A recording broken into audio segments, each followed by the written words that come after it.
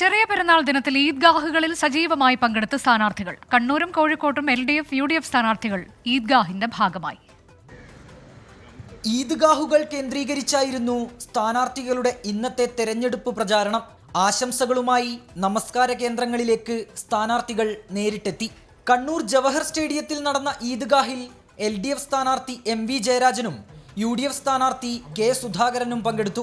കോഴിക്കോട് മണ്ഡലത്തിലെ LDF സ്ഥാനാർത്ഥി Elamaram Kareem, UDF സ്ഥാനാർത്ഥി MK രാഘവൻ എന്നിവരും ചെറിയ പെരുന്നാൾ പ്രാർത്ഥനകളുടെ ഭാഗമായി കടപ്പുറത്ത് സംഘടിപ്പിച്ച സംയുക്ത ഈദ്ഗാഹിലായിരുന്നു ഇരുവരുടെയും സാന്നിധ്യം.